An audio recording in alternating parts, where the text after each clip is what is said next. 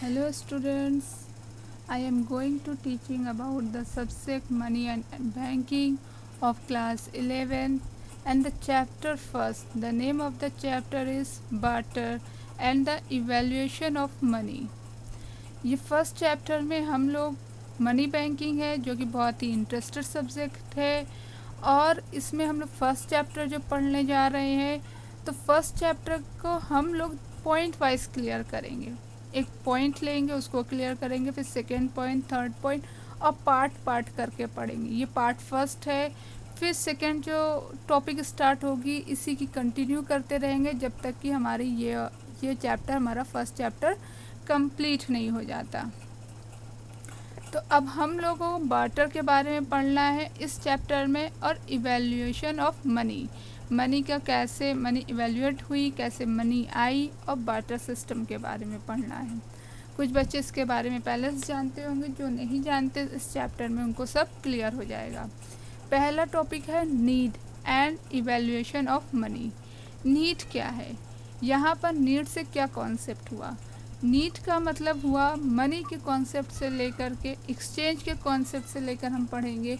Need पहले के time पर जो हमारे ह्यूमन बींग्स थे उनकी नीड्स जो थी वो बहुत ही लिमिटेड थी। वो इतनी लिमिटेड थी कि वो थोड़े से चीज़ों में अपने आप को एडजस्ट कर लेते थे। थोड़े से क्वांटिटी में सामान, थोड़ी सी ज़रूरत के सामान वो अपने आप को एडजस्ट कर लेते थे। वो कभी खुद से उसके लिए सेक्रीफाइस करते थे या कभी जो उनके पेरेंट्स या फैमिली मेम्बर सपोर्ट कर लेते थे तो उनकी नीड्स फुलफ़िल हो जाती थी। क्यों नीड्स क्यों फुलफ़िल हो जाती थी? क्योंकि उनकी नीड ही बहुत ही लिमिटेड थी। और अब जैसे जैसे टाइम पास होता गया लोगों की नीड्स बढ़ती गई। और जब लोगों की नीड्स इंक्रीज़ हुई तो सबसे ज़्यादा प्रॉब्लम क्रिएट हुई कि अब नीड्स बढ़ गई। लोग अपने नीड्स को फुलफ़िल करने के लिए स्ट्रगल करने लगे, मेहनत करने लगे कि हमको अपनी नीड्स को फुलफ़िल करना है। तो ये पहले था और अब क्या है, हमारी नीड्स क्या है वो अनलिमिटेड हो गई। हमारी नीड्स जब अनलिमिटेड हो गई तो अब हमको ज़रूरत पड़ गई सामानों की अपनी चीज़ों को फुलफ़िल करने के लिए। अब यहीं से हमारा जब नीड अनलिमिटेड हुई तो यहीं से हमारा इवैल्यूएशन ऑफ एक्सचेंज शुरू हो जाता है। तो अपनी अनलिमिटेड नीड को फुलफ़िल करने के लिए लोगों के पास जो स्किल्स थी, अपने स्किल्स का यूज़ करते हुए उन्होंने चीज़ों को बनाया। कुछ लोग स्पेशलाइज थे जिस चीज़ में, उस चीज़ को उन्होंने क्रिएट किया। तो जैसे ही एक स्किल्स के थ्रू, स्पेशलाइजेशंस के थ्रू सामान या गुड्स क्रिएट होने लगे तो वहाँ पर हमारा इवैल्यूएशन हो जाता है एक्सचेंज का। किसके थ्रू होता है? स्किल्स के थ्रू। जब पीपल स्किल्स हो जाते हैं और स्पेशलाइज हो गए,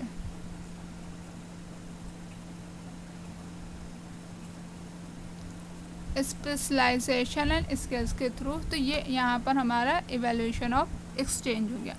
अब आप लोगों के माइंड में आएगा ये क्वेश्चन कि एक्सचेंज क्या है, जो कि बहुत ही फैमिलियर है। हम लोग हमेशा एक्सचेंज वर्ड यूज़ करते रहते हैं। तो एक्सचेंज होता क्या है, इसको हम एक एग्जाम्पल के थ्रू हम आपको बताएंगे।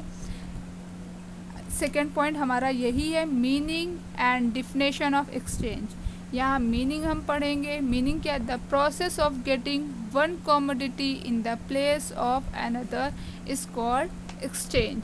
इसको हम क्या कहेंगे? एक्सचेंज। जब एक प्रोसेस हुआ एक सामान को मिलने के लिए, getting one commodity in the place of other, एक सामान के बदले दूसरा सामान जो हम लोग मिल रहा है, उस प्रोसेस को हम कहेंगे एक्सचेंज।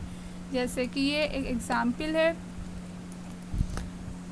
कि ये दो, एक कलर है और एक पेन है और इसके साथ हमने ये सैनिटाइज़र रख दिया। Some person want to sanitiser. अब किसी को ये वांट है ये कि उनके पास पेन होना है चाहिए।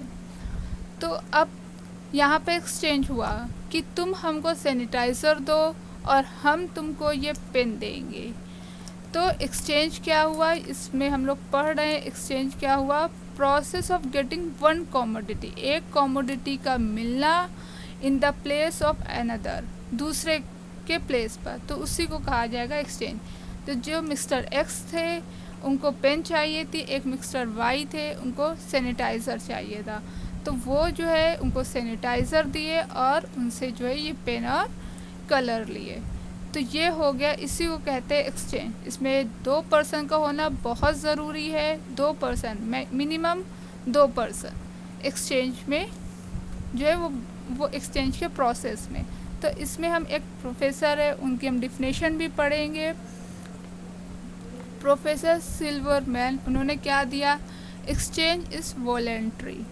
एक्सचेंज क्या है, ये एक वॉलेंट्री है।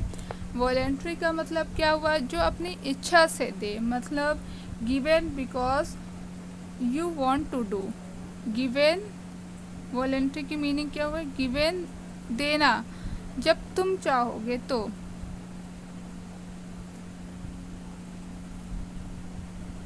वांट टू डू, तो एक्सचेंज क्या होता है, एक वॉलेंट्री है। लीगल होना बहुत ज़रूरी है। फिर एंड द म्यूचुअल ट्रांसफ़र, एक म्यूचुअल ट्रांसफ़र होना चाहिए, मतलब लोगों की मौजूदगी, म्यूचुअल ट्रांसफ़र होना चाहिए।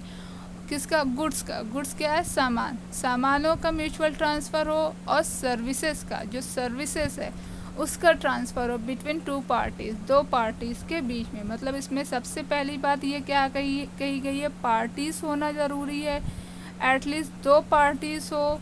फिर उसमें गुड्स का ट्रांसफ़र हो या सर्विसेज का हो, दूसरी बात ये कही गई है इस डिफिनेशन में। फिर तीसरी चीज़ बोली गई, लीगल होना बहुत ज़रूरी है। और चौथी जो इम्पोर्टेंट है कि जब तक हम नहीं चाहेंगे, तो ये वॉलेंट्री होना चाहिए। तो ये समझ में, आई थिंक आप लोगों को समझ में आ गया होगा कि एक्सचेंज की मीनिंग और डिफिनेशन क्या है। तो यहाँ तक ये टॉपिक है। अब हम लोग इसके पार्ट सेकेंड पढ़ेंगे, जिसमें हम आगे के पार्ट्स को, आगे की चीज़ों को इसी सेम टॉपिक पर एक्सप्लेन करेंगे। Thank you class.